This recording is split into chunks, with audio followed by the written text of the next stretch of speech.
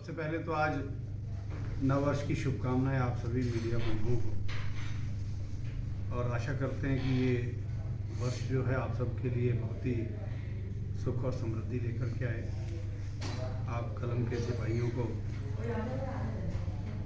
हमारा उद्देश्य है कि आज शुभकामनाएं प्रेषित की जाएं सर्वप्रथम, और साथ ही एक धन्यवाद भी आपका हम करना चाहेंगे कि जो बाजपुर का बहुत ही महत्वपूर्ण और बहुत ही स्वाभिमान को लेकर कहो, अस्तित्व को लेकर के कहो, बाजपुर के जो आंदोलन चल रहा है भूमि बचाओ आंदोलन, उसको आज 5 महीने भी पूरे हुए हैं और आप सब लोगों के सहयोग से ये आंदोलन चल रहा है। आपका बहुत सहयोग इस आंदोलन को लोगों तक पहुंचाने में रहा, उसके लिए आपको धन्यवाद भी है। और आशा करते हैं कि आप सब लोगों के सहयोग से इस वर्ष में, ये जो नया साल है, इसमें ये आंदोलन जो है ये मुकाम पर पहुंचेगा और जो भूमिधरी अधिकार यहाँ के किसानों, मजदूरों, व्यापारियों के हैं वो मिल सकेंगे, ऐसी आशा हम करते हैं। और जहाँ तक आज के विषय की बात है, एक विषय इस समय जो चल रहा है जिसमें पूरे तराई के जो किसान हैं और विशेषकर हमारे जो सिख समुदाय है उसमें लखीमपुर खीरी का जो घटना चल रही है उस पर आप सब लोगों के माध्यम से, क्योंकि बहुत सारे फ़ोन लगातार कई जगह से आ रहे हैं कि इस पर क्या किया जाना चाहिए, आपके संज्ञान में है कि जो एक धार्मिक संस्थान है गुरुद्वारे में जो लखीमपुर खीरी कांड के दोषी हैं टैनी, जो केंद्र सरकार में मंत्री भी हैं, उनका स्वागत करना एक मुद्दा बना हुआ है। तो उस संबंध में आप सब लोगों के माध्यम से मैं कहना चाह रहा हूँ कि उसमें उन संतों ने स्वागत किया है और फिर एक किसान आंदोलन से ही जुड़े हुए हमारे तराई के सिंगर हैं हैरी धनुआ, उन्होंने उसको उस विषय को लेकर के कुछ गीत के बोल बोले हैं जिससे आपस में टकराव की स्थिति बन रही है। तो मैं इसमें यही कहना चाहूँगा सभी से, चाहे वो सिंगर हैरी धनुआ के समर्थक हों, चाहे वो बाबा जी के अनुयायी हों, कि हमें संयम से काम लेना है, क्योंकि सरकारों की योजना रहती है कि किसी भी तरीके से जो एकजुट शक्तियां हैं उनको दोफाड़ किया जाए, और इसमें कोई दो राय नहीं है कि जो किसान शक्ति है, किसान मजदूरों की एकता है, ये सरकार को परेशान कर रही है। तो कहीं हम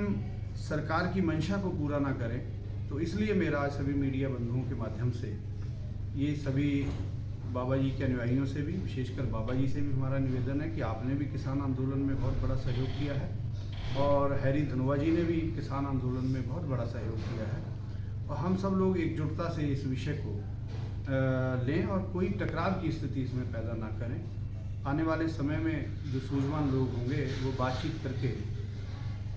जो बाबा जी के द्वारा ये सम्मान का कार्यक्रम हुआ है, इस पर जो भी चर्चा होगी वो आगे जिम्मेदार लोग कर लेंगे। तो ये आपके माध्यम से हमारा निवेदन है कि किसी भी तरह से हम दो फाड़ दिखाई ना दें, हमारी एकजुटता महत्वपूर्ण है इन विषयों को लेकर के। तो ये हमारा निवेदन था आज का लखीमपुर खीरी के संबंध में। और जो बाजपुर के संबंध में सबसे महत्वपूर्ण बात मैं करना चाह रहा हूँ, आज 2024 का पहला दिन है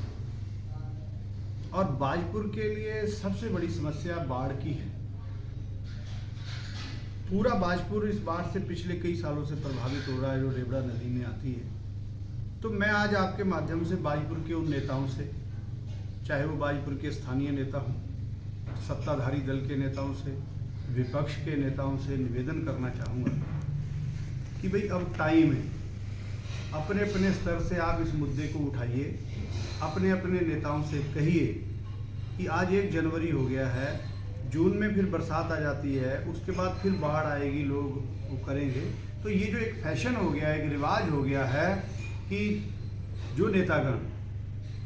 अब कुछ नहीं करेंगे, इस पर कोई प्लानिंग नहीं करेंगे, कुछ नहीं करना है, लेकिन जैसी बाढ़ आएगी हम डूब रहे होंगे और उधर से फिर वो आ जाते हैं गाड़ियां लेकर के, साहब इधर से फ़ोटो खिंचवाओ, उधर से खिंचवाओ। जो आपदा पर्यटन करने आते हैं मंत्री, विधायक, नेता प्रतिपक्ष, मैं सबसे कह रहा हूँ कि अभी टाइम है, बाजपुर के लिए कोई ऐसा ठोस कार्य योजना बनाओ जिससे कि बाजपुर बच सके। ये बाढ़ का बहुत बड़ा विषय है, ये बाजपुर के शहर के लिए, शहर से लगते हुए एरिए हैं, उनके लिए बहुत ज़्यादा दुर्भाग्यपूर्ण स्थिति बन जाती है। लोग पानी में कैसे कैसे समय निकालते हैं। तो मेरा सबसे निवेदन है, अगर इस महीनों में इस पर कोई कार्य योजना नहीं बनती है तो मैं आपसे ये कहना चाहता हूँ कि हम बाजपुर के लोग फिर बरसात में किसी नेता को फोटो खिंचवाने आने नहीं देंगे। ये वो समझ लें, उनका फिर ज़बरदस्त विरोध होगा।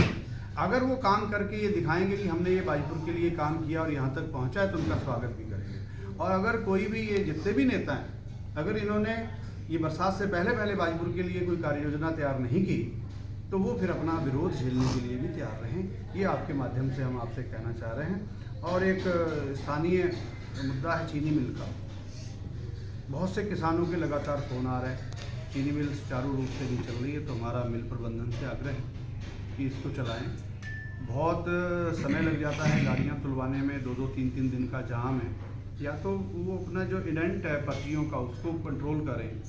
और इस मिल को अच्छी तरीके से चलाएं, जिससे कि किसानों को ये परेशानी ना हो। मजदूर प्रभावित हो रहे हैं, जो गन्ना छील रहे हैं, किसान प्रभावित हो रहे हैं, ये विषय है। और इसके साथ ही एक विषय इस समय आज जो चल रहा है कि पूरे देश में चालकों ने हड़ताल की है और वो जो नया कानून सरकार बना रही है उससे चालक ही प्रभावित नहीं होंगे। आज अगर चालकों के लिए आप इतनी सख्ती कर देंगे कि साहब अगर एक्सीडेंट हो गया तो आपको 10 साल की सज़ा होगी। एक्सीडेंट कोई जानबूझकर नहीं करता है और एक्सीडेंट से भागता भी कोई जानबूझकर नहीं है, क्योंकि समाज में ऐसी स्थिति है कि फिर बहुत सारे लोग इकट्ठा होकर के ड्राइवरों की सुरक्षा का कोई इंतजाम है नहीं, वो उनको मारते हैं, पीटते हैं। और बहुत से ऐसे उदाहरण है कि चालकों की हत्याएं तक हो चुकी हैं। या तो इस कानून में चालकों की सुरक्षा के लिए भी कोई नियम कानून, कोई ऐसा प्रोविजन हो ताकि चालक वर्ग भी सुरक्षित महसूस कर सके। तो आज आपके माध्यम से हम उनके साथ अपनी एकजुटता भी प्रदर्शित करते हैं जो चालक हड़ताल पर हैं, और सरकार से भी आग्रह करते हैं कि चालकों का ये बहुत ही महत्वपूर्ण और ज़रूरी विषय है, इसको अपने संज्ञान में लेते हुए इसमें बिल में क्या संशोधन हो सकता है, जो भी उचित हो चालकों की राय के अनुसार उसको किया जाए। जो विषय थे, मैं पुनः आप सबसे यही कहना चाहूँगा कि आप सब लोगों का ये नववर्ष मंगलमय हो। और मेरे साथ अभी बाजपुर से आप देख रहे हैं बहुत ही जो सक्रिय लोग हैं, दर्शन लाल गोयल जी उपस्थित हैं, राजेंद्र बेदी जी उपस्थित हैं, दारा थलेर जी बैठे हैं, नौजवान हमारे प्रिंस भाई बैठे हैं। और आप सब लोगों का धन्यवाद है कि आपने समय दिया और मेरी बात को सुना, और ये बात आप बहुत लोगों तक पहुंचाएंगे ऐसी आशा करते हैं। जगतार भाई, ये जो हमारे जिम्मेदार लोग हैं उनके पास मैसेज आया है